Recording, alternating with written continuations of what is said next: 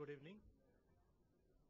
I am Dr. Anil Pareek, Medical Director at IPCA. It's a great pleasure and privilege for me to welcome you on behalf of IPCA Laboratories on this continuing medical education activity. And it's our pleasure to have you all in this evening schedule. Today we have a very, very distinguished person as the lead speaker for this CME, Professor Aram Chobanian.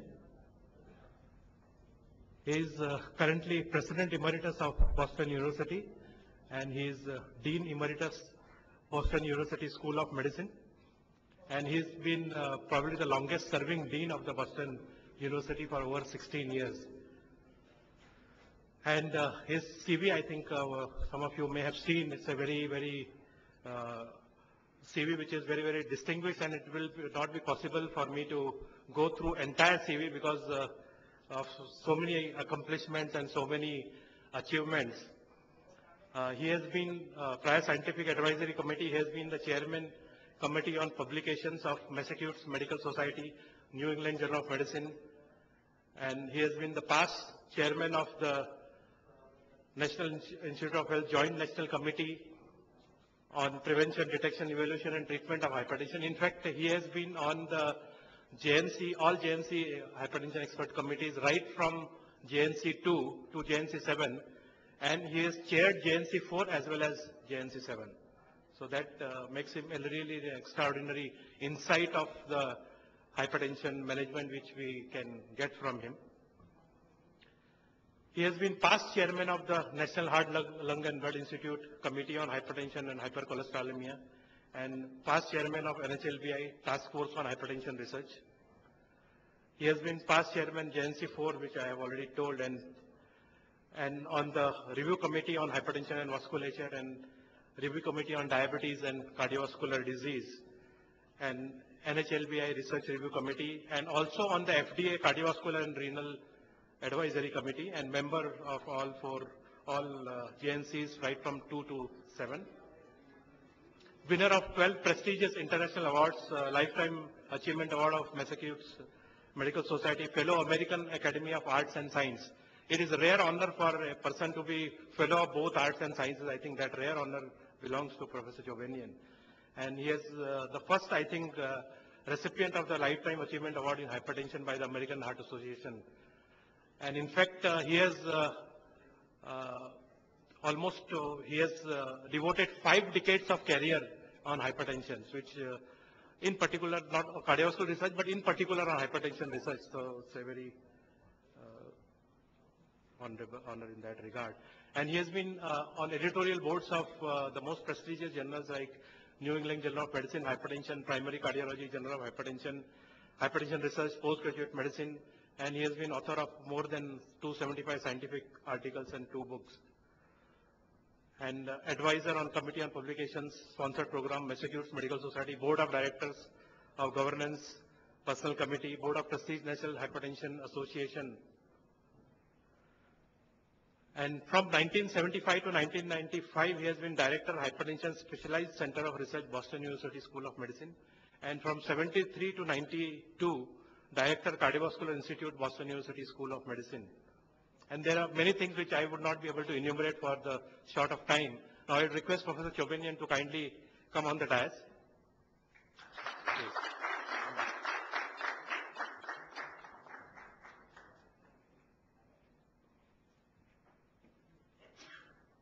Now I would request, we have amongst us a very, very senior teacher and senior cardiologist, Professor R.C. Kokani, and I would request him to kindly felicitate Professor Chobanian with a bouquet. Professor Kokani to honor Professor Chobanian. Thank you, sir. Thanks a lot. It's a great honor to felicitate this fine gentleman and the world authority on hypertension. We have a very, very eminent panel amongst us. First, I would like to welcome Dr. Jamshed Dalal on the dais. So kindly come on the dais.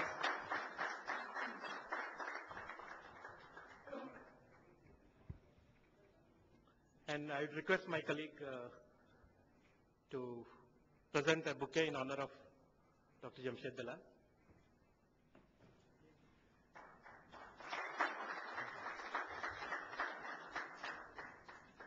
Dr. Jamshed Dalal is a very, very renowned cardiologist of not only the city, but is well known all over India for his work in the field of interventional cardiology. He has helped to establish the cardiac catheterization laboratories and interventional cardiology programs in various leading hospitals of Mumbai. He has an expertise in cardiac catheterization, angiography, both pediatric and adult, and coronary and vascular angioplasty, electrophysiology investigations, implantations, and permanent pacemakers.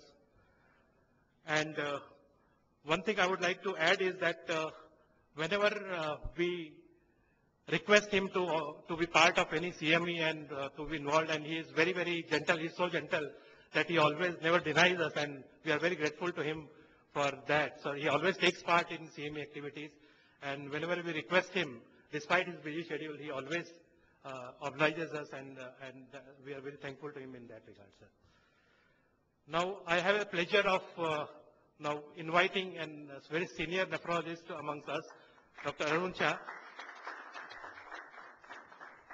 My association with Dr. Aram Chobanian goes a long back because we were together in Jai Hind College, and then I was in Nair and he was in KM Hospital. So I know him so long. He practiced briefly in Goregaon also, and now he works in Lilavati and Arogyanithi Hospital in Juhu. I request my colleague to felicitate Dr. Aram Chobanian. Thanks a lot.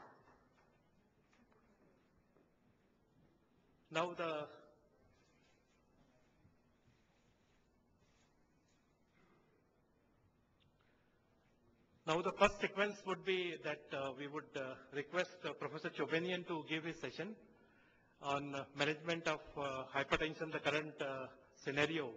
He will give an overview, and after that we will I'll very briefly talk on what work we have done at IPCA on Chlorthalidone 6.25 milligram. And after that there will be a panel discussion with the both eminent panel members and Professor Chobanian. So now I will request Professor to kindly come in. Thank you very much for your kind introduction and for the wonderful hospitality I've had. This is my 8th day in India, and I've been treated like a king.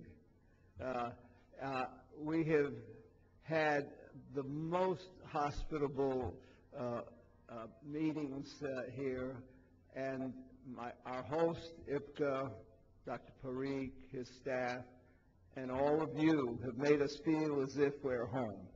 So I thank you for that. And this is a very beautiful country and an exciting country, and I can see why there's been such growth. It's because of the people and their zeal to perform for the good of the country. So I've been very impressed by what I've seen. Now, I've been asked to talk about hypertension, and I thought I would give you a little historical background during the talk to see how we've come to where we are. I think it's helpful to understand the kinds of approaches that are being considered now with JNCs, other guidelines, etc. If one looks at prevalence of hypertension, we can consider it with respect to various countries throughout the world to see are there any big differences. And in the United States, as you can see, the prevalence is approximately 30%. This is in adults age 18 or greater. With men at early age, the prevalence is higher somewhat, and with women later age, somewhat higher than men. Now, in other countries, you can notice in Europe, England, Spain, Germany, surprisingly, the prevalence that's been reported there is actually quite high in terms of the total numbers of countries around. We're talking about diagnosis of hypertension 140 or greater systolic and or diastolics of 90 or greater. And that's how they compare data in the populations. If you go across, looking at different countries, it averages somewhere 30% plus or minus 10 perhaps. If you look at India and the Kerala study that was reported in 2010 in your Indian Medical Journal, in the population, again, the figure in that particular survey was 30%. In urban and in rural, a little less, and in the slum areas, actually even a little less than that. On the other hand, I've been told in the cities I visited that in other surveys that have been done, the figures are higher than this, and maybe more in the order of 40% in some areas. And I heard today at around lunchtime at the King Edward Hospital symposium that was held that young individuals now are coming up with quite severe hypertension, and the prevalence may be 40% or thereabouts, which is what we're seeing in our country with African American population, where 40% is about the same, occurs earlier in onset and is more severe in onset. In India, looking again at surveys, the Jaipur Heart Watch study has looked at 4 time periods, as I'm sure you're all familiar with, from 1993 to 2005. And you can see that there's a progressive increase in both men and women in their survey. And currently, or at least 2005, we're talking about 40% or so. When we were in Delhi, also I was told that in the military in India, figures are more like 70% with hypertension. I don't know how that was defined, whether it was a single measurement, but the point is, I think, it's clear-cut. The prevalence is high. It's probably increasing, and it needs to stop increasing, and work has to be done to prevent this. It's an epidemic now, and you're seeing in terms of cardiovascular disease what we saw 30, 40 years ago, where the increased rate of cardiovascular disease has been steady and progressive. With hypertension, the characteristics change with age. And in early age, before age 40, the majority of hypertension is primarily diastolic hypertension. About 60% have isolated diastolic hypertension, which is in the red.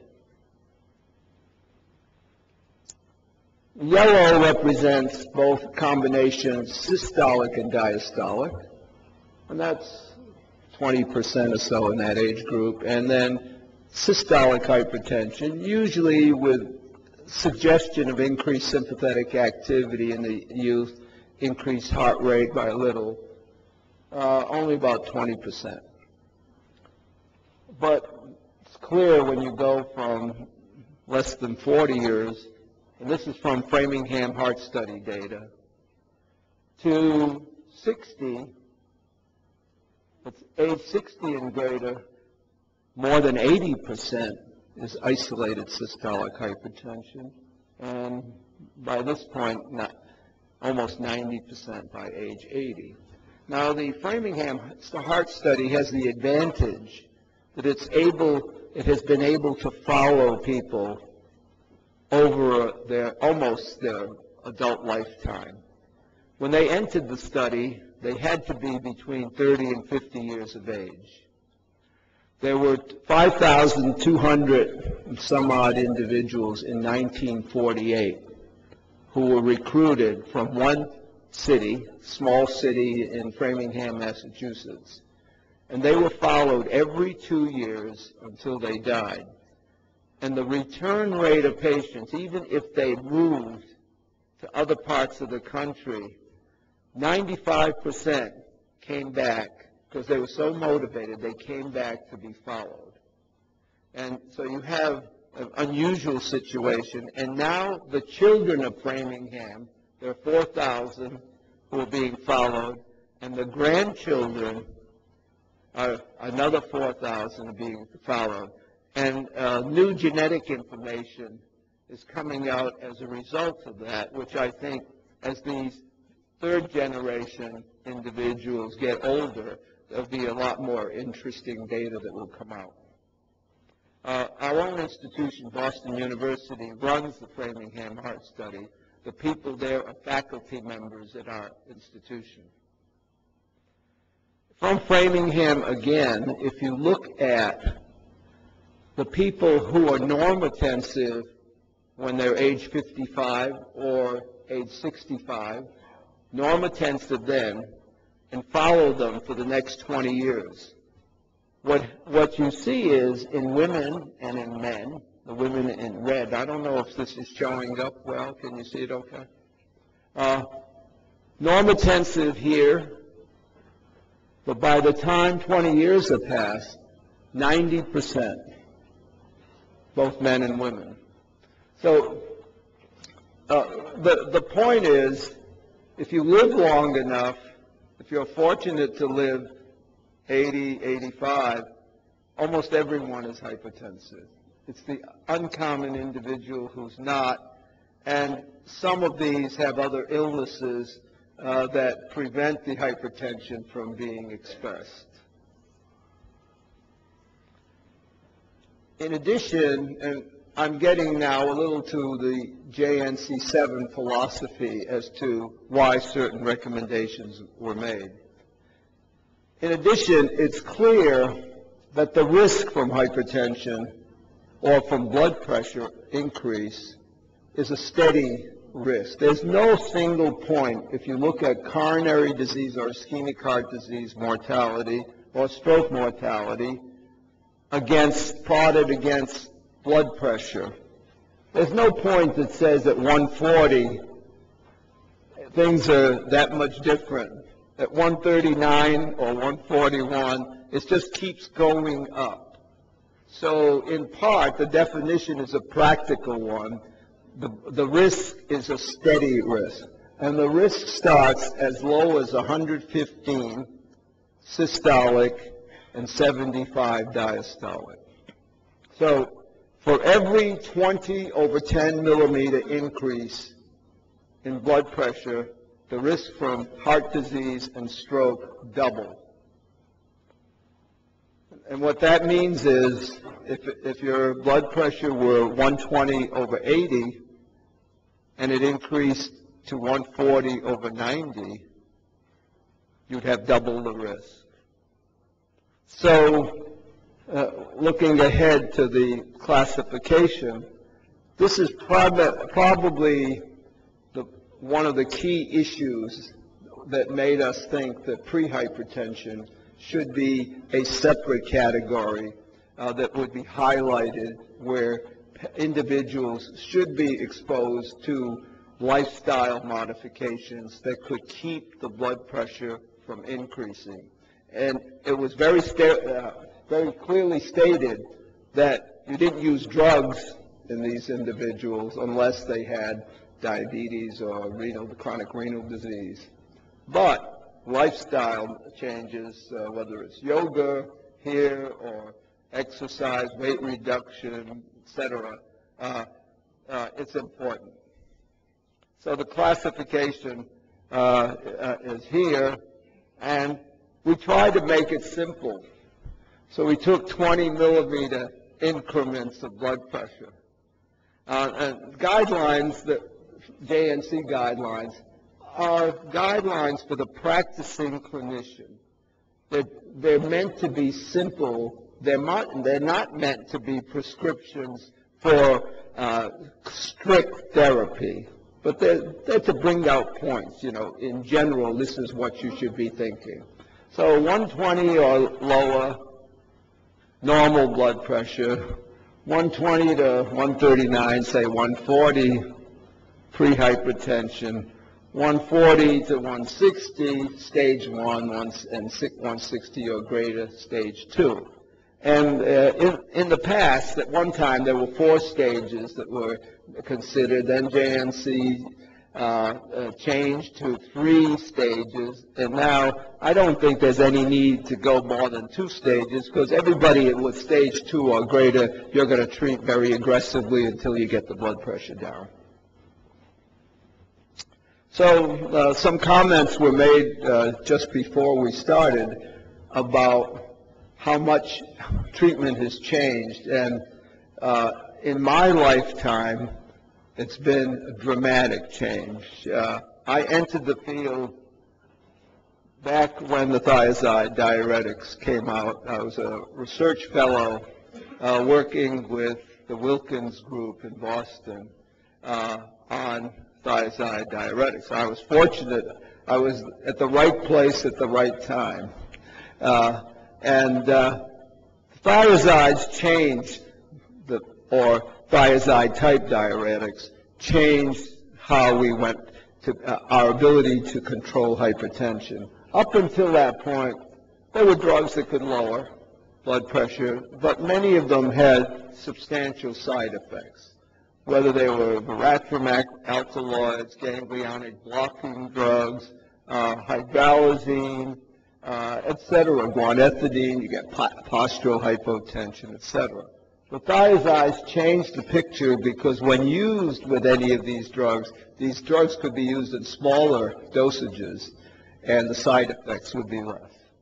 And then, as you see, going in the early 60s, methyldopa and spironolactone, and then late 60s in the United States, beta blockers.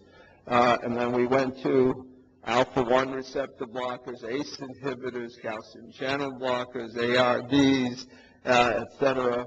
And then renin inhibitors in the last decade, and now the new person on the block is renal sympathetic deinnervation, which looks as if it's going to fit in with the treatment of resistant hypertension. Some of these drugs disappeared with time. Some disappeared and are now having a renaissance. There are 2 that particular, one spironolactone, and the second one you see on the boards around the room, Chlorthalidone. Now, there's a connection between Boston University and India, other than my being here. My boss was Robert Wilkins, as I mentioned, with the diuretics. But he read an article that was published here on Rauwolfia serpentina being used in hypertension. And you can notice that this particular article was 1942, but even before that, there was some indication that physicians here were using Rauwolfia serpentina for treating hypertension. And it was effective. It was the first really pharmacotherapy that was effective. It had some sedation in the dosages that were, and depression in the dosages that were used. But when I first started, they were being used in doses of 1 milligram per day of reserpine, and eventually it came down to a tenth to 2/10 milligrams a day. But Wilkins read the literature, was the first to introduce it in the States, and developed his early reputation there. With the advent of all of these drugs, the ability to lower blood pressure became very clear, and the question then became, is it worthwhile lowering blood pressure? And those of you, most of those of you in the audience will have trouble believing that when I first started in the field, there was controversy, and there were very well-known physicians who were saying that if you lower blood pressure, you're going to do harm to the patients, that they needed the pressure to perfuse organs, and you'd get strokes, you'd get renal failure, etc. So trials were done, and they only could have been done when you had some reasonably good drugs. Malignant hypertension trial, the first good study done was by Harriet Dustin, Irvine Page, well-known figures in the field. They show the malignant hypertension course of the disease was reversed. People lived. The average life expectancy with malignant hypertension was 6 months. And with treatment, it didn't take many patients to show. With 10 patients, you could show reversal of disease.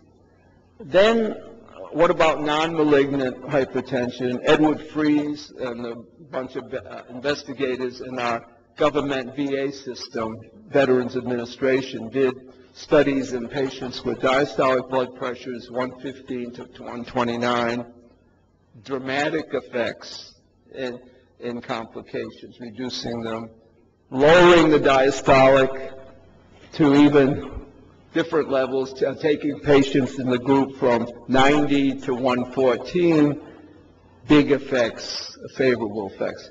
So at this point, there was no question that lowering diastolic blood pressure was successful in reducing complications. And you notice that it's diastolic blood pressure that people were talking about and not systolic hypertension.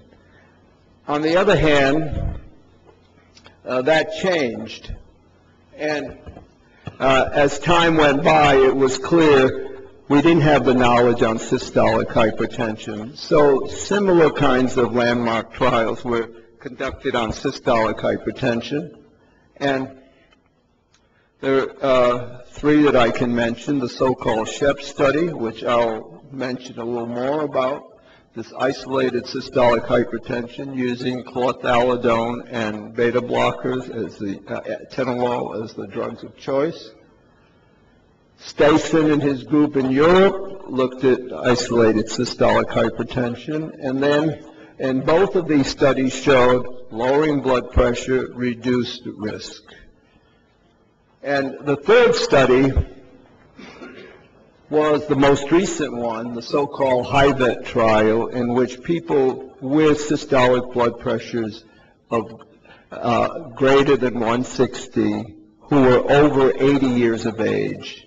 And there was, again, a clear-cut benefit. Up until this was reported in 2008, it was unclear whether patients who were really old, like myself, would benefit from reducing systolic blood pressure. So what we could say after all this was there's almost nobody who is not going to benefit from treatment. You need to lower blood pressure. So how should you do it? SHEP study is one that was using a thiazide type diuretic, not hydrochlorothiazide, chlorthalidone, relatively small doses compared to what was used originally. The average dose when it first came out was about 100 milligrams a day. And with that, you saw significant hypokalemia and other problems. 12 and a half to 25 with atenolol as the second drug. And these were patients with quite severe hypertension. They were over 60 years of age, but the average blood pressure for the group was 170 over 77. The trial went to 4 to 5 years. Main outcome, primary outcome was fatal and non-fatal stroke. Secondary outcomes are the cardiovascular issues. And when you look at the primary outcomes, big difference, placebo treatment versus active treatment. And the curves are diverging with time. Here the average follow-up, say at 60 months, and if it gone further, my expectation would have been that it would be even better effects. So chlorthalidone was by many people felt to be an unusual choice, but the reason why our National Heart, Lung, and Blood Institute that paid for this trial, why they picked chlorthalidone was that in a prior trial, the multiple risk factor intervention trial, which was not just a blood pressure trial, but other things thrown in, so that's why I didn't put it as a landmark study. That trial showed that they used two types of diuretics, one hydrochlorothiazide, one chlorthalidone in the different clinics, only because these clinics had been using that approach. And what they found was that the clinics that were using chlorthalidone, the patients were doing better than those using hydrochlorothiazide. So when they designed this particular trial, they took chlorthalidone. Now, in the SHEP trial, other complications other than stroke, you see big differences, whether it's MI, coronary deaths, here's the stroke, cerebrovascular or cardiovascular disease, the figures quite reductions, and even total mortality. On the average, if you look at the clinical trials that I think are well-controlled, placebo-controlled, random assignment of patients, etc., the average reduction in stroke incidence that's been reported with 3 to 4 years average therapy is about 40%. With coronary events, it's 20 to 25%, and with heart failure, 50 to 60%. Big effects.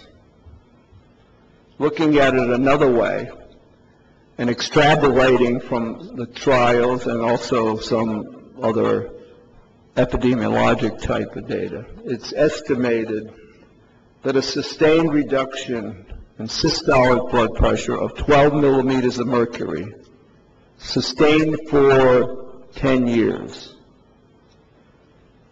Looking at mortality, you would estimate that it would prevent 1 death for every 11 patients treated. A huge benefit. This is more total mortality and not just complications like stroke or whatever, or surrogate endpoints.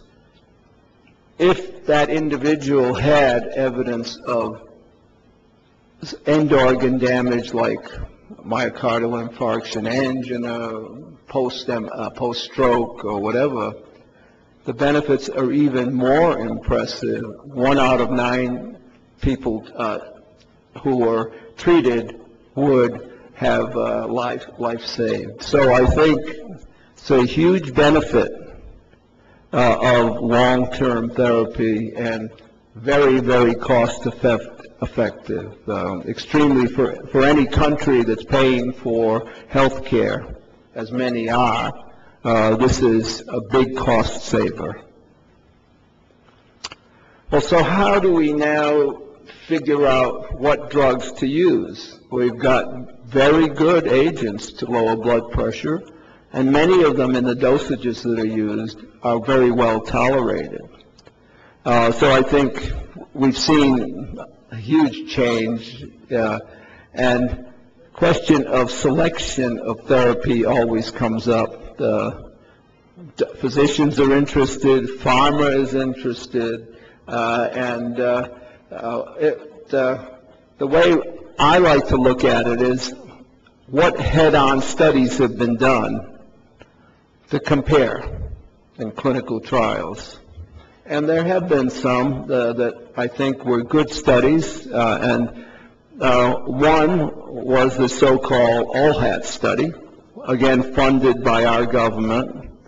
It involved a very large number of patients, 40,000 patients, followed for up to 7 years. There were 4 classes of drugs that were compared. Chlorthalidone as the diuretic. Again, the NIH believed that that was the one they should use in the trial. The calcium channel blocker, amlodipine, lisinopril as the ACE inhibitor, and doxazosin as the alpha-1 receptor blocker. The dosages here are shown. They're pretty standard for what would be used now as well. And if the blood pressure did not respond to goal levels, which was a goal was set at less than 140/90, then second drugs were added. A beta blocker could be used as a second drug because it's not in this first line approach. And other drugs such as clonidine and reserpine, which were still being used in the 1980s when this drug was when this study was conceived. They could be a second drug as well. And hydralazine is a third drug. Now, only about a third of patients really achieve goal blood pressure levels with a single drug. So 2/3 needed a second drug, and some of that group even needed a third drug for control. After 2 years, it was clear that the doxazosin group was not doing as well as the chlorthalidone group in terms of heart failure. So the decision was made to terminate that arm in the trial. So those data are not shown now here. Here the blood pressure levels are shown over the period of time for the three classes of drugs remaining. Here was systolic blood pressure. The top curve was with lisinopril, the middle one amlodipine, and the lower one chlorthalidone. The lisinopril group actually did not do as well with blood pressure, and probably because almost 40% of the patients were African American that were included in the trial, and they don't do as well with single ACE inhibitor therapy. With a diuretic and ACE inhibitor, they do fine, but not with ACE inhibitor. So their blood pressure systolic were somewhat higher. With diastolic blood pressure, amlodipine did a little better. The other two, not quite as well. Primary outcome, fatal coronary heart disease or non-fatal MI, superimposable curves, absolutely no difference between the three treatments for as long as 7 years. In a secondary analysis that was performed about 5 or 6 years ago, the group that was on lisinopril had somewhat more strokes, and I think that was related to the blood pressure differences. The amlodipine group had more heart failure in comparison to chlorthalidone and in comparison to lisinopril. So other studies have been done, and I wanted to mention a few others, but because of time constraints, I'm not going to go into them as thoroughly. And some of these, actually most of these were industry sponsored, but they're reasonable studies, large enough patients, long enough follow-up. The STOP-2 study looked at two combinations, a diuretic and a beta blocker if you needed it, versus ACE inhibitor and calcium channel blocker. Primary outcome, no significant difference. Second study, this was in the elderly, by the way. The second study, INVEST. INVEST was a trial of people with fairly severe hypertension and coronary heart disease. They had to have both.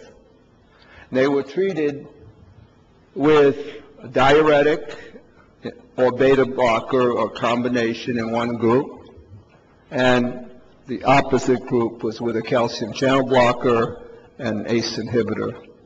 No significant difference. ASCOT study, similar approach. For primary outcomes, there was no difference, but some secondary outcomes, the group on calcium channel blockade and ACE inhibition did better. Life study, different kind of comparison, an ARB versus atenolol. And this was the first ARB study that was done with long-term outcome measurements. There the ARB was superior, and where it was superior primarily was in stroke. It had less stroke compared against the beta blocker. The Australian mild hypertension trial number 2 looked at ACE inhibitor versus diuretic. And in that trial, diuretic was hydrochlorothiazide. In that trial, the ACE inhibitor showed some superiority. It was statistically significant, but there were small changes in men. In women, no significant difference between the groups. And finally, the ACCOMPLISH trial, which was the most recent one, reported in New England Journal 2 years ago, comparing an ACE inhibitor to begin with a diuretic added if goal blood pressures were not reached, versus same ACE inhibitor, but now amlodipine added. And in that study, the ACE inhibitor CCB combination did better. And it did better by about 20%. So here you have several trials showing no difference, one trial showing better effects of ACE and CCB inhibition, and one sort of equivocal between diuretic and ACE inhibitor. The individual drugs in these trials differed. They depended usually on what drugs that sponsor was promoting. The doses often differed, the comparative doses, the patient populations differed. So I don't think you can say that there's any one particular treatment approach that won out. In fact, what I think you can say is it seems as if the most important thing is to lower blood pressure. How you do it, the preference, individual preference of physicians, and whether you get side effects, tolerability, blood pressure reduction in given individuals. But the key issue is getting the blood pressure down. Now, one thing that's come out of these trials is that beta blockers in the elderly may be a problem if you don't have compelling indications for the beta blocker. By compelling indications would be post-myocardial infarction, angina pectoris, heart failure, arrhythmias of certain types. But in meta-analysis that have been done now, what has come out is that with beta blockers, compared to all other categories of antihypertensives, there's an increased risk for stroke, and that increase, 1.16, means it's a 16% increase in risk. And there's a literature that is developed suggesting that the reason for that is because beta blockers may not lower the central arterial pressure and as much as would be apparent when you measure brachial artery pressure. There are hemodynamic reasons why that's the case, and because of time I'm not going to get into it. It's not easy to measure central arterial pressure. There are non-invasive techniques for doing it. Whether this will hold for such drugs as carvedilol, which is a peripheral vasodilating beta blocker, it's not clear. There's some suggestion that carvedilol and even nebivolol do not cause the same kinds of problems, but no clinical trials of any duration have been carried out. Now, many people have asked me, what about JNC8 and recommendations there? Well, JNC8 is not available. The results or data from that are being considered, will be published probably within the next 5 or 6 months. If you look at the various JNC recommendations as shown on this slide, and you heard that I was on most of the JNCs. I was not on one. Diuretics seem to be coming out on all of the recommendations from the states, from JNC 2 on through 7. As we went through these things, the term thiazide type was used because it wasn't clear whether all diuretics were the same. Hydrochlorothiazide, benzoflumetazide, were they the same as chlorthalidone or some other diuretics that are available? And that was a question that couldn't be answered because it wasn't clear from the studies. So there was hedging in terms of what to do about it, and thiazide type was mentioned. Now, as you look at the recommendations, JNC 7 came out quite strongly for thiazide, saying it was preferred. And the main reason for that, I think, was the OLHAT study, which indicated that everything looked about the same, and the diuretics were cheaper, they were off patents. At the time of OLHAT, the other classes, the other two, were not off patent. So where are we now? I think this is my current version, and I elected not to be on JNC 8 for personal reasons, and that I thought others should be doing it after now, when I felt the younger generation should be in there. And what I think has happened since 2003, when JNC 7 came out, in the 8 succeeding years, there have been new data coming from clinical trials. And I think that we should go back to JNC 4 now and look at 4 classes of drugs as first-step therapy. These are all well tolerated. They're all effective. They've been shown in clinical trials.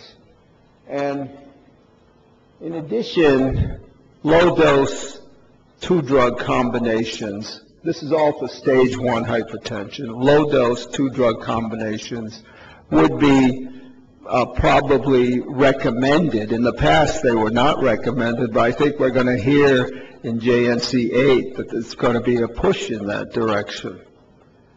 I don't put beta blockers here in the first step, except in the younger individuals.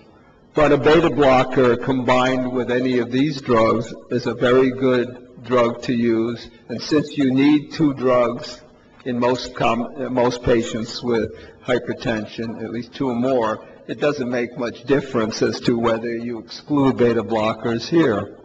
Second step, add a drug from a different class. Same with third step. And basically, you should be able to control hypertension this way. And I don't want to neglect lifestyle changes. I mentioned to you about pre-hypertension, but there are many patients in the United States who'd like to try lifestyle first, who say, I don't want to go on medications right now for the rest of my life. I'd like to give it a try, do more exercise, lose some weight, drink less alcohol, etc. Yoga, some like to do it even in the United States. What about stage 2 hypertension? There, I think, clear-cut, 2 drugs ought to be started with, and 2-drug combinations would be quite reasonable there. Next would be always assess adherence to therapy, go to an added drug, 3rd drug, and then after the 3rd drug, you start wondering what's different about this patient. Is there some remediable cause?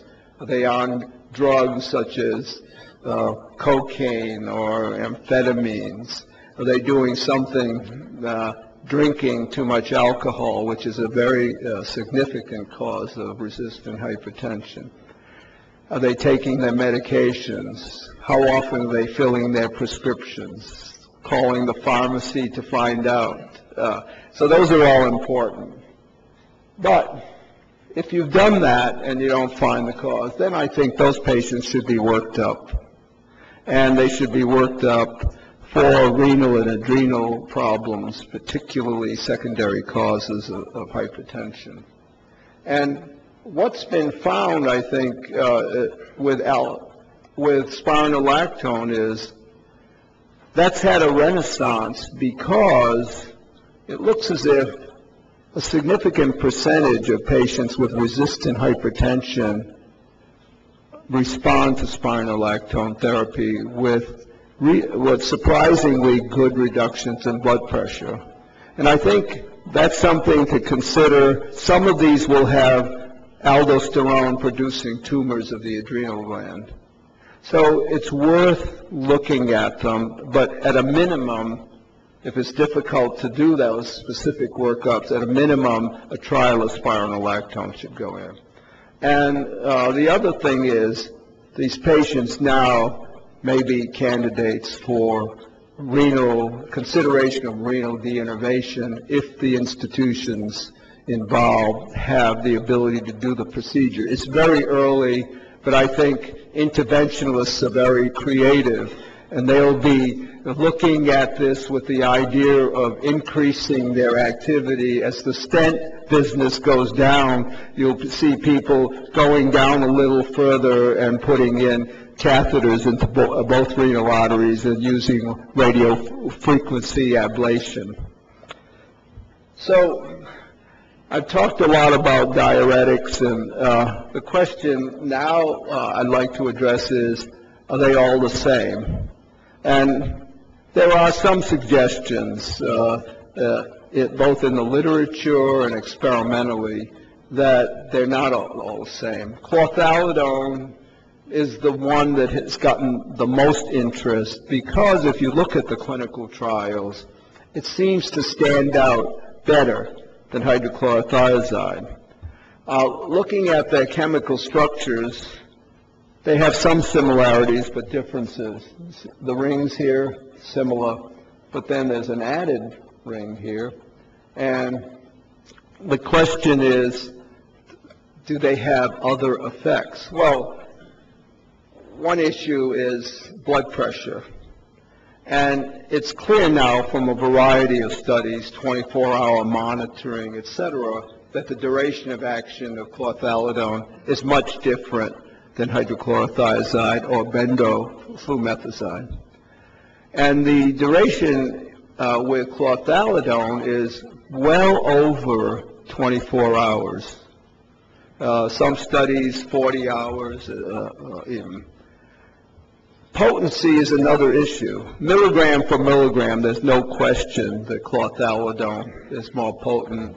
It's at least twice as potent on a dose basis. These data on 24-hour monitoring was done comparing 25 milligrams of chlorthalidone and 50 milligrams of hydrochlorothiazide, and even then there are some differences that favor chlorthalidone. So this is, again, comparison of 50 against 50. No question, on a period of 8 weeks, the reductions with chlorthalidone are greater than hydrochlorothiazide. Now, very recently, there have been some interests in looking at other kinds of effects of these two diuretics, in vitro studies, and I could mention 5 or 6 different things that have been shown to differ between two drugs. One is epinephrine-induced platelet aggregation, inhibition of same. This is without a diuretic being added to your in vitro platelet system. Here with hydrochlorothiazide, you get some inhibition. This is inhibitory effect. With chlorthalidone, more than double. And if you look at other things such as carbonic anhydrase activity, again there are differences between the two classes of drugs. And looking at Diamox versus the other two, Diamox being the most potent, but chlorthalidone better. And one could go on and look at growth factor effects or effects on endothelial cells in culture, and there are some differences. Are these differences of clinical relevance? I don't know. You can't say that. All you can say is there are potentially some other effects where there are differences. But on a practical basis, what one has knowledge of is that in the clinical trials where the use of chlorthalidone has been important, patients have done very well in these trials. So will JNC8 say that chlorthalidone is preferred? I think what it probably will say is that there are data that would suggest that there are better, more beneficial effects, but it won't come out and make a clear-cut statement that this is the diuretic to use. But it will suggest it because there haven't been many real head-on comparisons to make a strong statement. But I think it's reasonable, if you're going to use a diuretic, and small doses of chlorthalidone alone or mostly in combination would be worthwhile. So finally, what about control of hypertension in different places? And I wanted to just mention 3 countries, four countries actually, United States, Canada, China, and India. In the United States, when the National High Blood Pressure Education Program was started, which is in '75, and the first JNC report came out in '76, these were the findings with respect to percentage of patients who knew of their hypertension, percentage who were on treatment, and percentage that were controlled. Now, the National Hypertension Program involved 39 societies, including American Medical, American College of Cardiology, American Heart Association, American Dietetic Association, nursing, dental. They came together with 7 federal agencies and created this program. And the JNC part of it was only one part, that was education. So at the start of all this, roughly 50% of patients in the United States who had hypertension knew that they did. 30% roughly were on treatment, 10% in control. Now, over the next 30 or so years, you see the last survey was 2007 and 8, and the results were reported in 2010 in JAMA. So just jumping from here to here, you see there's been a gradual increase from 50% aware to now over 80%. The number or percentage on treatment going up now 73%, and control less than 140 over 90, 50%. In Canada, there's a report in the Canadian Medical Journal from June of this year. Their control data are even better in the United States. Their numbers go to 2009, and the control figures that they're reporting is about 60%. In China, very recent report actually, 2010 in the Journal of Hypertension, 42% report as being aware, 28% on treatment, and roughly 4% being controlled. In the Kerala study from India, and this was reported last year in the Indian Journal of Medical Research, you see aware total 37%, treated 27%, control 8 or 9%. And looking at the different groups, male or female, there are some differences, but not big ones. Urban, rural, slum, not much different. When I was in Delhi, I was told that another study that I don't know if it's been published yet or not, but the figures there were more like Chinese numbers of, say, 5%. But whether it's 5 or 8 or 10, I think is less important than the fact that the levels are very low and more aggressive management is indicated, particularly since the disease seems to be getting more prevalent and many young people are having problems with it. So I think it's a huge issue. Chronic disease, non-communicable chronic disease, heart attacks, strokes, prevalence here is increasing rather than decreasing. So a lot more needs to be done. I think there's a challenge out there, and all of you need to work not just in the clinic, but also to try and influence the political leaders of the country. We worked hard on that in the United States to get more money put into the system, more research put in, and with hypertension, it hasn't been as difficult as with some other diseases because so many of our congressional people have hypertension. Their average age is 60 or greater, and so you can imagine, all you have to do is start talking about strokes and some other things, and their ears perk up.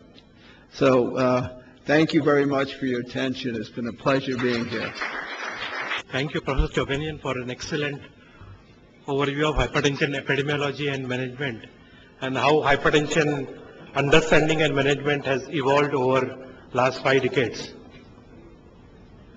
Now, before going to the panel discussion, I would just briefly cover our experience on Chlorthalidone.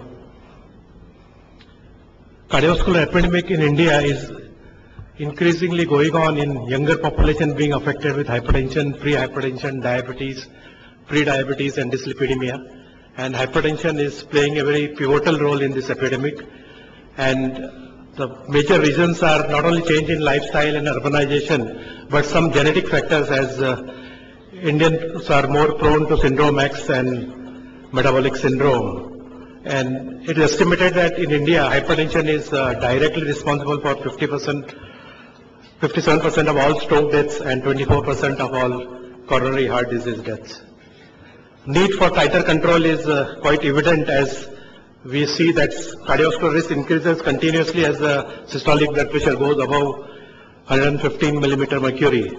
And particularly when hypertension is accompanied with comorbidities like coronary artery disease, diabetes mellitus, chronic kidney disease and congestive heart failure. While the statin has been in use for last over a decade or more than around 2 decades, we notice that if you lower LDL cholesterol by 1%, you reduce CV risk by 2%, and this concept is quite well known. But a similar concept when it comes to hypertension is not as well known, that if you reduce systolic blood pressure by 2 millimeter mercury, you reduce stroke risk by 4%, so which is equally important to note. Now I'll come why thiazide-like diuretics, because hypertension in our country remains largely undiagnosed, undertreated and uncontrolled. And majority of the patients with hypertension, being a chronic disease, will require combination therapy to achieve control. And this makes the role of thiazide-like diuretics important as an antihypertensive agent. Now coming to the issue of underuse of thiazide-like diuretics, I think not only in India, but even in a country like US, thiazide-like diuretics are markedly underused. And the major reason pertains to lack of promotion and lack of awareness among physicians that thiazide-like diuretics reduce CV risk. And this CV risk reduction is no less than any AC inhibitor or ARB. That's important to note. And there has been an excessive emphasis on metabolic adverse effects, although metabolic adverse effects are not to that extent seen when you use a low-dose thiazide-type diuretic. And there is some misconception that thiazide-type diuretics are not suitable for India. And many physicians feel that a thiazide diuretic is not useful even in 12.5 milligram alone, although due to hyponatremia, although they use it widely in combination with AC inhibitors and ARB. So when you use them, that AC inhibitor and ARB are the market with combination with hydrochlorothiazide is better than the AC inhibitor and ARB alone, and this combination cannot can take care of hypokalemia to some extent, but cannot take care of hyponatremia. So if hyponatremia was there with a low dose thiazide diuretic, it should have been seen more widely with the combination with a thiazide diuretic, which we do not see much in clinical practice. Coming to evolution of chlorthalidone, in the 60s and 70s, as Professor was mentioning, a very high dose of chlorthalidone was being used, 100 to 200 milligram, and later on the dose got reduced, and in the 80s, 12.5 to 25 milligram of chlorthalidone was used, and with that, the best efficacy to side effect ratio was seen with respect to hypokalemia. 80s onwards, there were some very large trials were done, and all these studies were sponsored by the National Institute of Health, the multiple risk factor intervention trial which was mentioned by Professor Chobanian, where those groups of patients who were put on chlorthalidone, they had a reduction in mortality as compared to hydrochlorothiazide. And hydrochlorothiazide patients group clinics, when they were shifted to chlorthalidone, again there was a reduction in mortality was demonstrated. The other trial is the treatment of mild hypertension trial, the TOM-HS study. And in this, along with the various groups, calcium channel blocker, amlodipine, and AC inhibitor, lisinopril was compared to chlorthalidone on LV reduction, LV mass reduction. And very notably, the LV mass reduction was with chlorthalidone was greater than what was found with an AC inhibitor. SHAPE and OLED studies have been already covered by Professor Chobanian. And now we are thinking of why we thought of chlorthalidone 6.25, why we conceived this dose. Because there was a data that chlorthalidone is 1.5 to 2 times as potent as hydrochlorothiazide. So while for hydrochlorothiazide, the most widely used dose is 12.5 milligram, the corresponding dose for chlorthalidone we felt was not there. And that's the reason we thought that this would be, those should be further explored. And so we planned 3 trials in Indian medical colleges, and in the first study we used 6.25 milligram chlorthalidone alone, and we compared it with a low dose of atenolol and amlodipine, and it was a 6-month study involving 300 patients. Second trial we studied 6.25 milligram chlorthalidone in combination with metoprolol succinate extended release as compared to 12.5 hydrochlorothiazide with metoprolol. And this was again a 3-month study. And the third study we did was 6.25 milligram chlorthalidone with losartan 25 milligram versus 12.5 hydrochlorothiazide and losartan 25 milligram. And this study was also presented at the University of Mississippi Cardiovascular Renal Conference. So coming to the first trial, low dose chlorthalidone and atenolol, where the patients were divided into 3 groups of chlorthalidone 6.25, atenolol 25, and amlodipine 2.5. After 4 weeks, if the BP was not controlled, then the patients were, those patients who were not controlled did not reach the goal BP of less than 140 and less than 90. Then atenolol 25 milligram was added to all the 3 groups, and then the patients were followed up for further 20 weeks or so. So total, after 24 weeks, we noticed that roughly good number of patients were controlled on monotherapies, and with chlorthalidone 6.25, atenolol 25, and amlodipine 2.5, there was virtually a similar reduction in BP statistically, and this BP reduction continued over a 6-month period.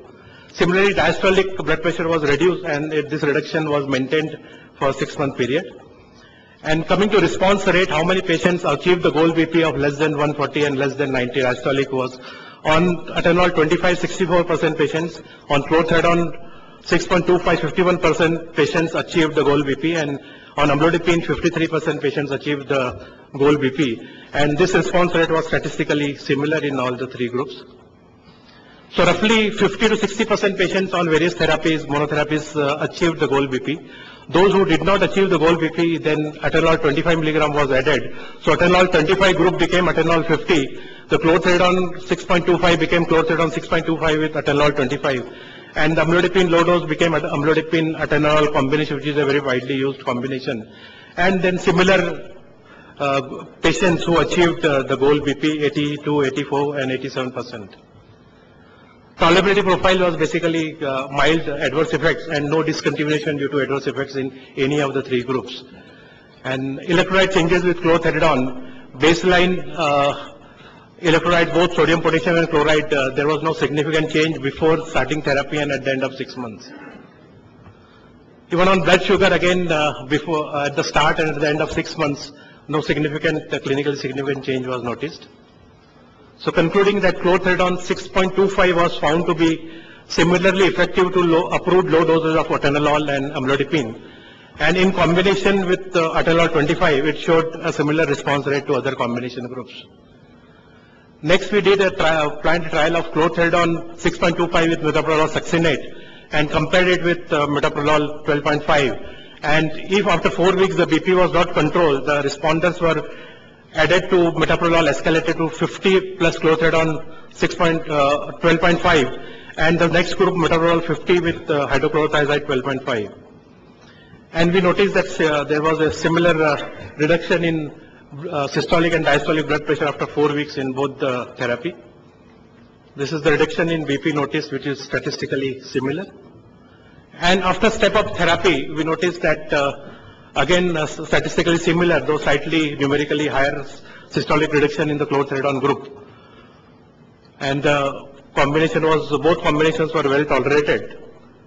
Coming to metabolic parameters, electrolytes and the blood sugar, there was no significant, clinically significant change in any group. So concluding that 6.25 chlorthalidone is as good as hydrochlorothiazide 12.5 when used in combination with metoprolol, and significantly more number of patients in chlorthalidone group were achieved goal BP as compared to hydrochlorothiazide group, that is 83% versus 60%. Otherwise, both combinations were equally tolerated. And the last study we have done is combining losartan 25 milligram with chlorthalidone 6.25 versus hydrochlorothiazide 12.5. And then after 4 weeks, escalation was done. Here in escalation, what we did was we did not increase the dose of losartan in the chlorthalidone group, and we instead increased the dose of chlorthalidone to 12.5. While in the hydrochlorothiazide group, we increased the dose of losartan. And after 4 weeks, we noticed similar fall in systolic and diastolic blood pressure. And with step-up therapy, again, we noticed similar fall, although losartan dose was not increased in the chlorthalidone group. And despite that, we noticed a similar fall in blood pressure. Tolerability was similar in both the groups, and no significant metabolic change was noticed in both the chlorthalidone as well as hydrochlorothiazide group. And both treatment reported similar and significant reduction in blood pressure, and non-responders again showed similar response, and no significant metabolic adverse events were noticed.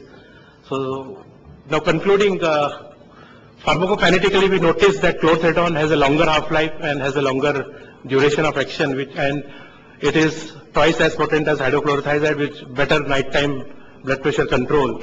And clinically benefits have been shown with CV risk reduction, stroke reduction, and pleiotropic effects, as Professor Chobanian briefly mentioned about antiplatelet and angiogenesis effect with the drug. So efficacy and safety of 6.25 milligram we have seen in 3 multicentric clinical trials in Indian centers, and there is an overwhelming international evidence of various large trials which are sponsored by the National Institute of Health, which showed a good CV and stroke reduction with chlorthalidone. And this dose should significantly allay the concerns of metabolic adverse effects.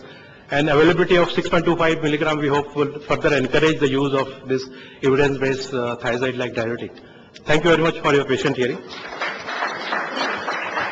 Now I request our panel members, Dr. Jamshed Dalal and Dr. Arun Shah, to kindly come on the dais. I would request Dr. Jamshed Dalal to kindly give his observations or anything he wants to share. Yeah. First of all, thank you very much for an excellent lecture, and going through the whole history of hypertension was very interesting. One question that comes to my mind is that though most of the trials looking at hydrochlorothalidone seem to show comparative effects with other drugs like ARBs, etc. In clinical practice, we find that if we start simply a chlorthalidone in a patient with moderate hypertension, it usually doesn't control his blood pressure. And we almost seem to have to add another drug in order to get that effect. And that's why I think that diuretics will continue to be used in isolation as a single drug only for very mild hypertensives. And for anything more than mild, it will have to be combined with some other drug, whether it's a calcium channel blocker or an ARB. You've shown some trials which showed almost equal efficacy, but I think the dosages you used were pretty small, like 25 milligrams of atenolol. Those were the approved doses, and here also we are going chlorthalidone also below the approved dose. So that was the difference there. I mean, I just think it's an excellent drug, diuretics, and most of us do use it, and I think most of us use a combination of drugs.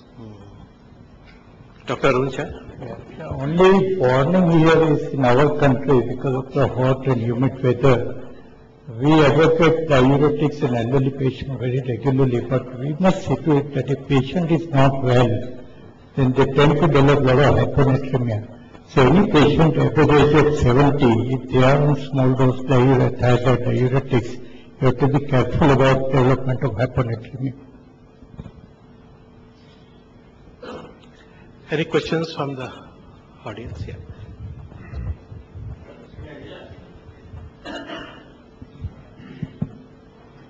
You said so much that the effect, potency of chlorthalidone is much more than hydrochlorothiazide, the effect of control in blood pressure and everything, we agree.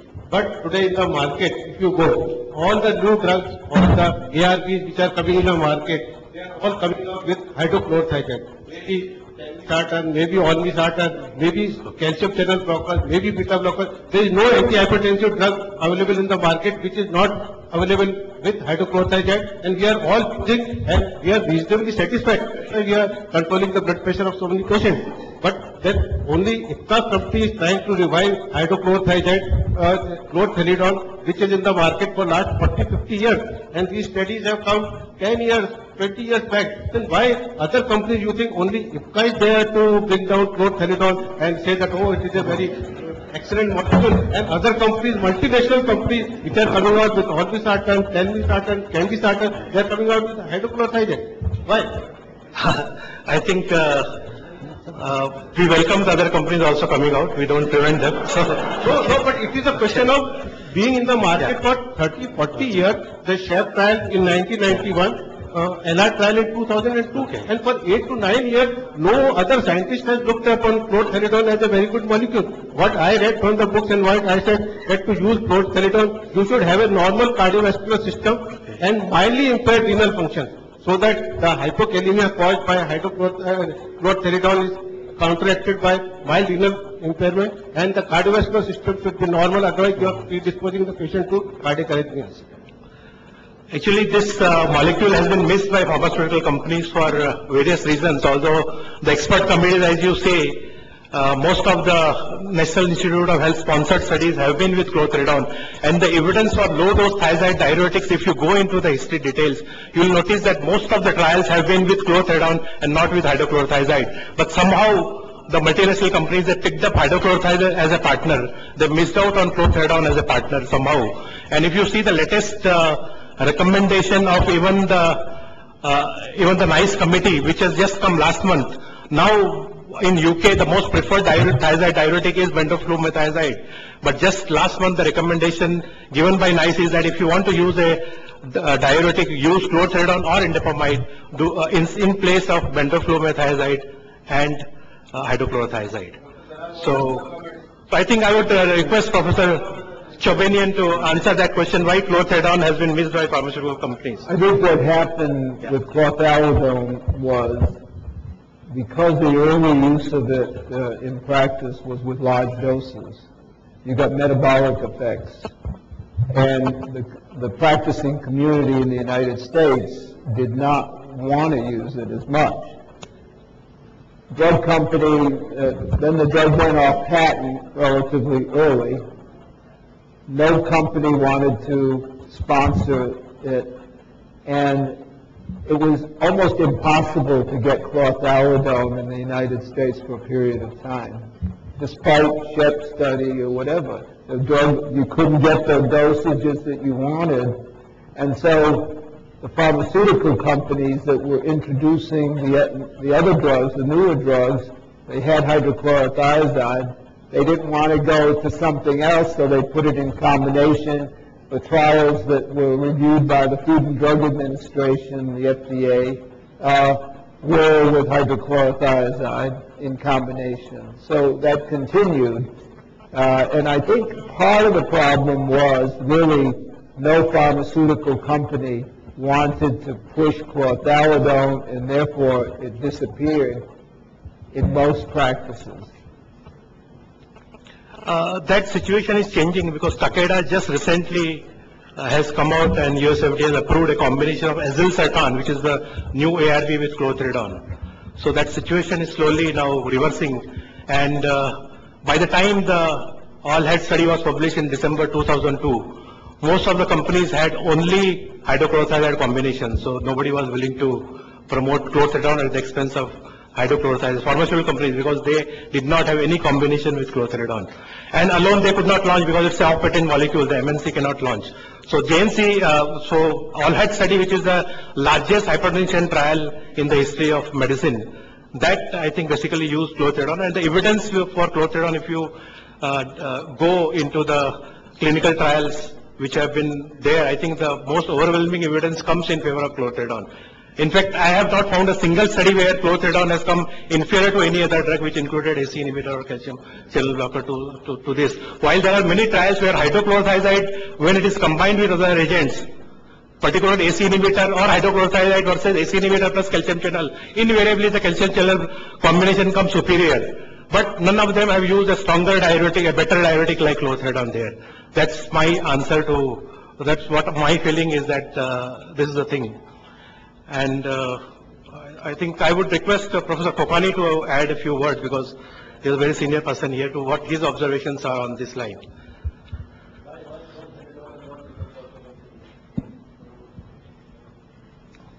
I don't know. I think we have been using earlier Diuretic, which was chlorthalidone with atenolol, which was marketed. For a long time we have used. Yeah. Later, atenolol has gone this refuge and we have stopped using it. Why it is not being used? I think one would use it. I think it is twice as potent as hydrochlorothiazide, with a longer duration of action, so it can control the nighttime blood pressure. And now it's coming up in a big way now. And I understand that you are going to come out with combinations. Yes. With ARBs, with maybe also amlodipine, with a beta blocker. Beta blocker, I think, yes. and maybe triple combination, which should work very well.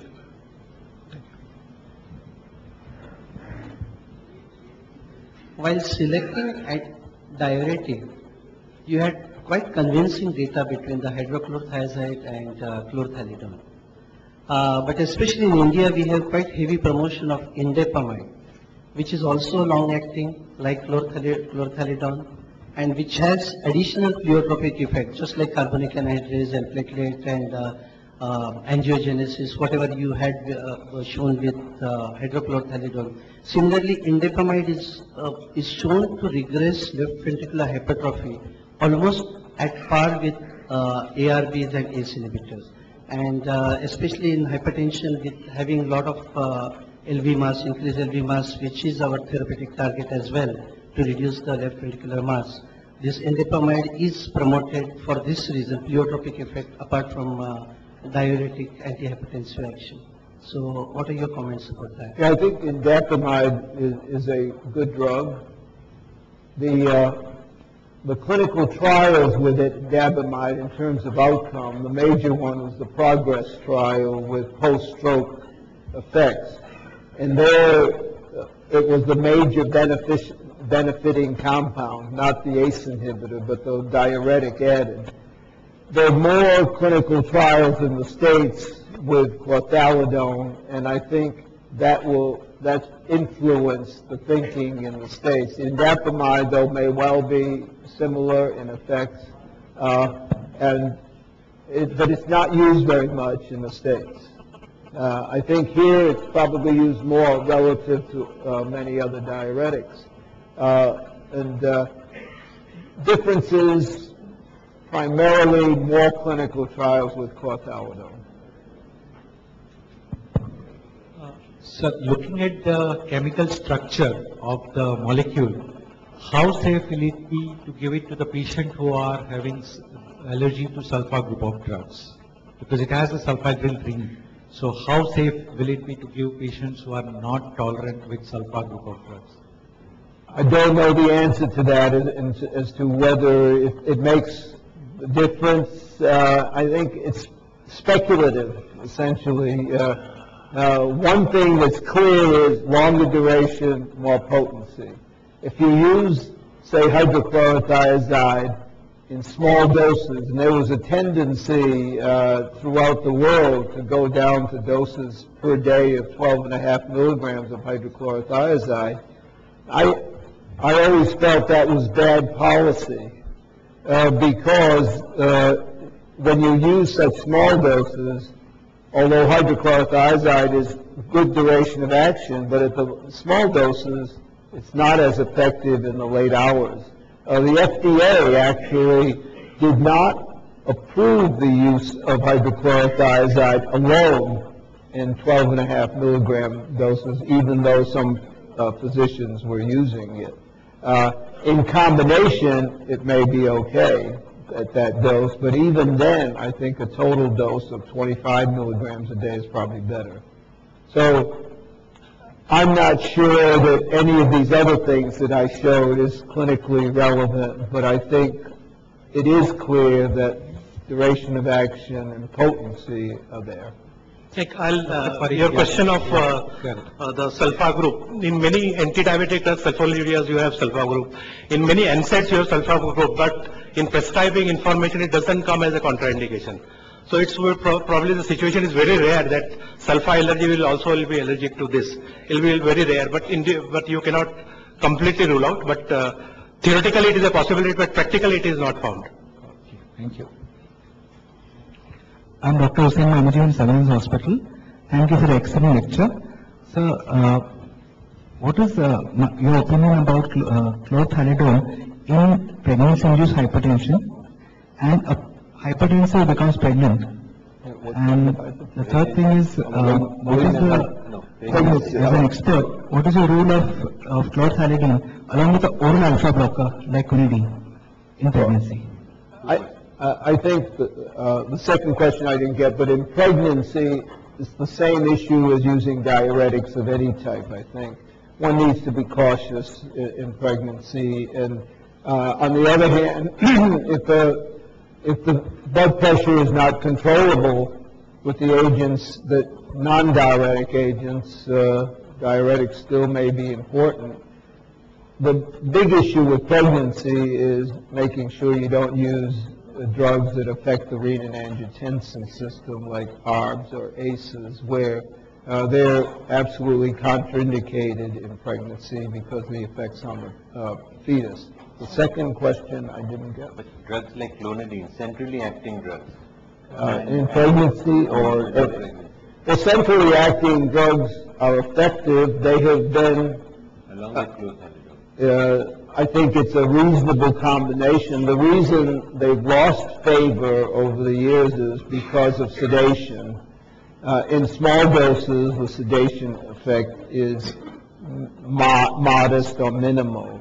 But where clonidine may be useful, particularly, is in severe hypertension, both acutely as well as with refractory hypertension. There are some patients that respond with very marked decreases in blood pressure when you use an alpha-2 agonist. Why they differ than the others, I don't know, but I'm certain in my own mind that mechanistically there's something different about these patients, and when you interfere with that particular part of the hypertension control mechanism, it's effective. And you can titrate the drug in accelerated hypertension or refractory hypertension. I think a combination of chlorine with hydrochlorothiazide was marketed earlier. So it was marketed in combination with hydrochlorothiazide earlier. So it is theoretically yes.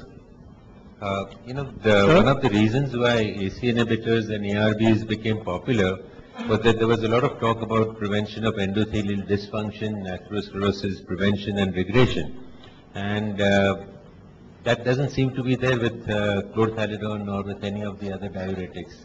So how is it that it is so effective yet it has no specific effect on endothelial dysfunction or atherosclerosis per se?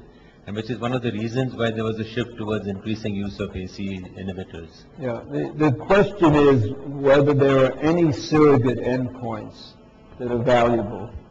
I think I'd put left ventricular hypertrophy as important.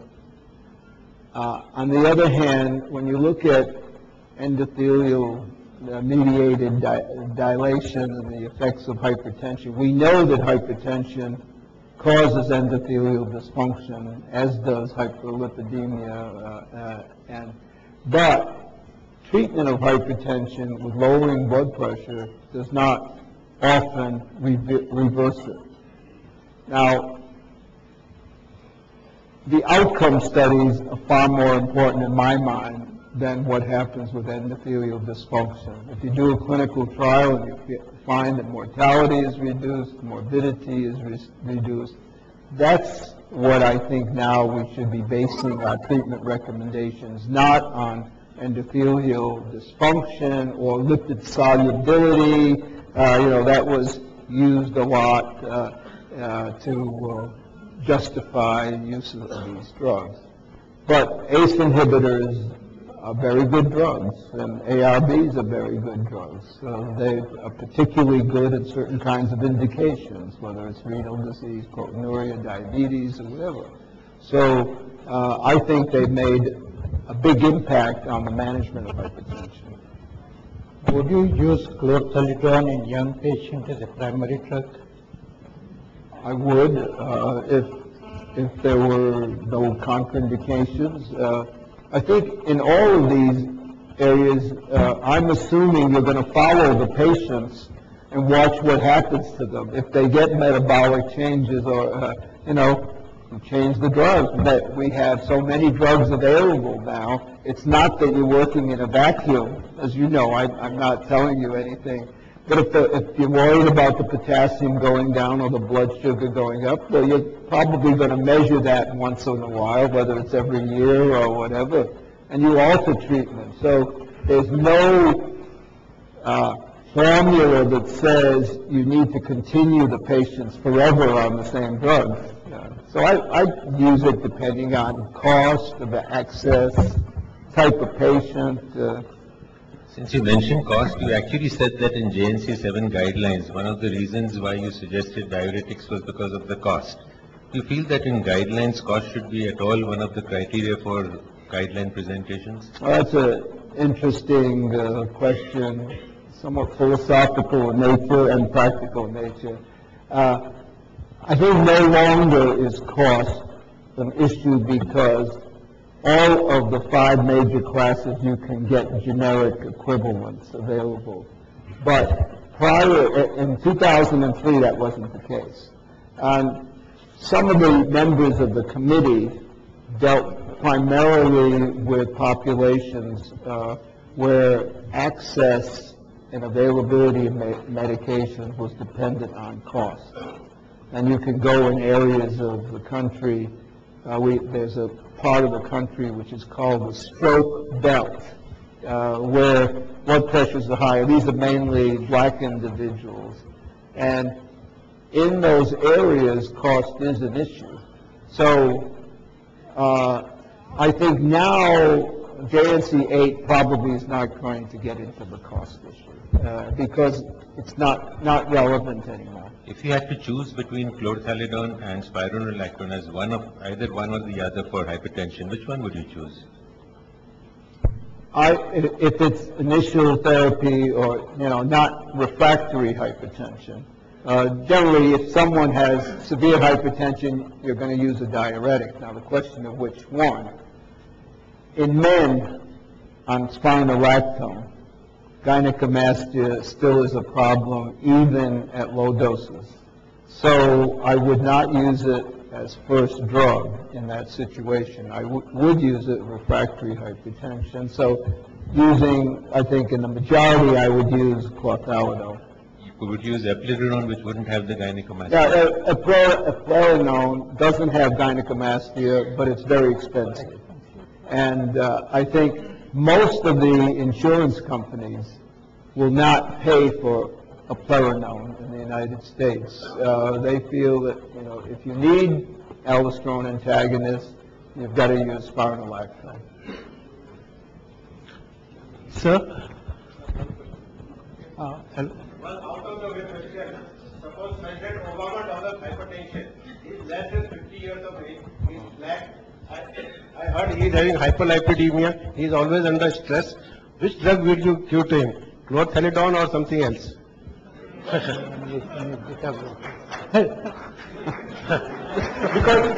I was trying to follow JNC8. No, okay, that was out.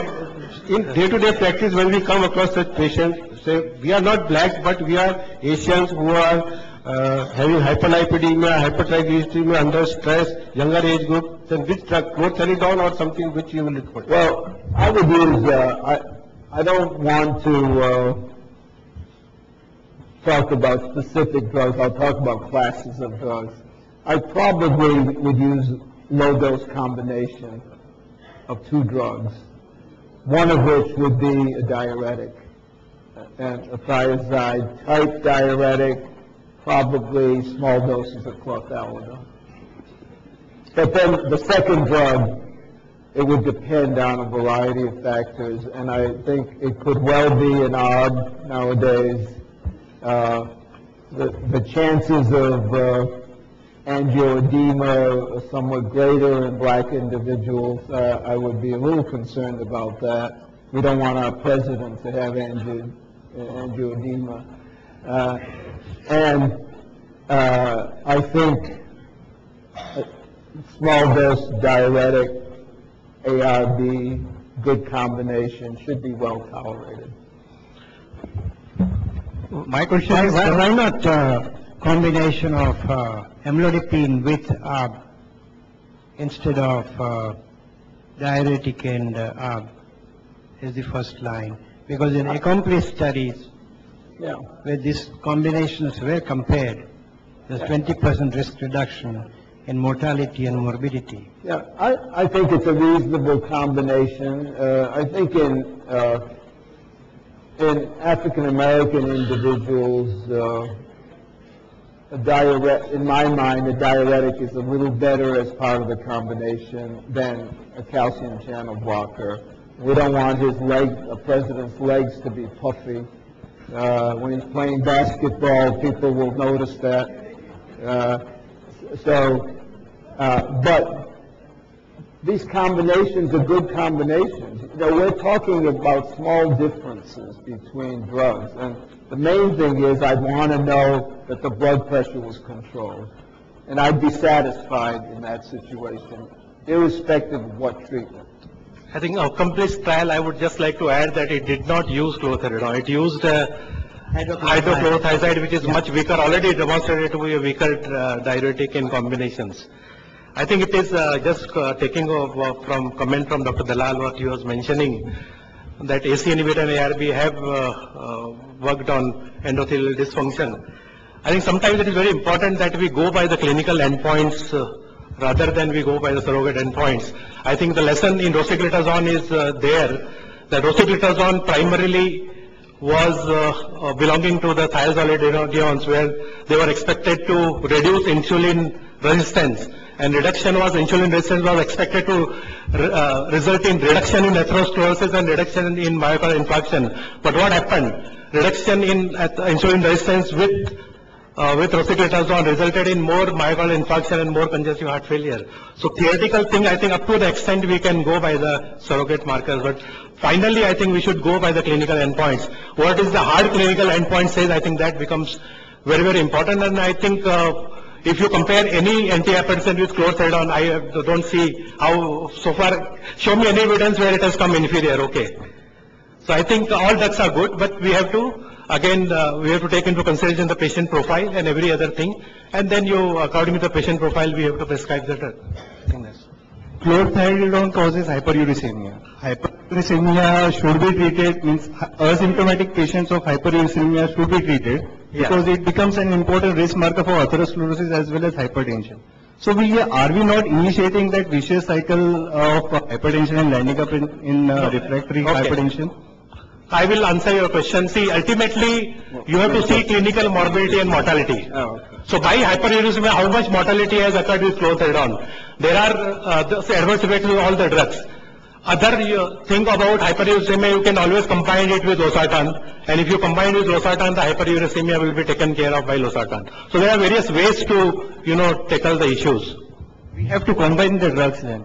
Yeah, you can combine the drug. If there is a hyperuricemia is becoming a problem, you should combine it. Nothing wrong with that. And at that small dose of 6.25 milligram, it doesn't cause much metabolic problems. The problems start with 12.5 and 25 milligram. At 6.25, you should not worry about hyperuricemia or raise in LDL or raise in sugars. I think Dr. Arun Shah attended some conference. He was sharing with me. I was in USA last week, and they were talking about some aspect of JNC8, and they specifically mentioned that chlorthalidone does not increase LDL levels, does not increase sugars.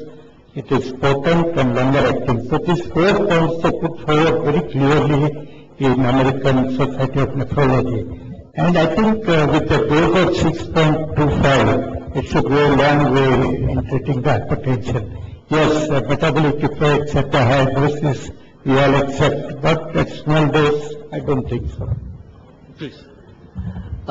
Coming back to this pleiotropy which you had mentioned, this angiogenesis which is promoted by chlorthalidone, if we start using it more and more, do you foresee anything in diabetic retinopathy, this angiogenesis, neovascularization, producing any problem, or in plaques, in coronary plaques or carotid plaques, wherever, the vasovasorup neoangiogenesis, which is one of the causative factors for converting stable plaque to unstable, vulnerable plaque. Do you foresee in long run we may land up with some problem by using this drug which is promoting angiogenesis? Or is it clinically irrelevant? I don't know that the studies that are being done in tissue culture have clinical relevance in terms of this. So I don't think in vitro there's no data that would suggest clinically that there are changes. And I don't think it's a good idea to stimulate angiogenesis unless you stimulate it in the heart in people with myocardial infarction, say. So I don't know the answer, and I think most of the studies in vitro where you look at differences, you can use them as marketing studies as pharma does, but whether it's practical importance, I don't know.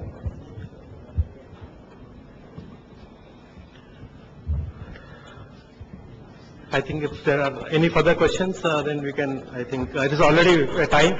Thank you very much. I would request my colleague to already 11 o'clock and propose a vote of thanks. Good evening to all of you, sir.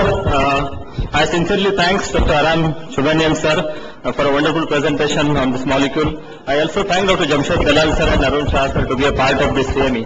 And I also thank you all for your presence here. This molecule which we discussed in length is available in Mumbai under brand name CTD, 2 strength CTD 6.25 and CTD 12.5 milligram, which is a very, very affordable, like just 3 rupees and 4 rupees to your patient. So I sincerely request you all, please try CTD and see the difference in hypertension management. Thank you.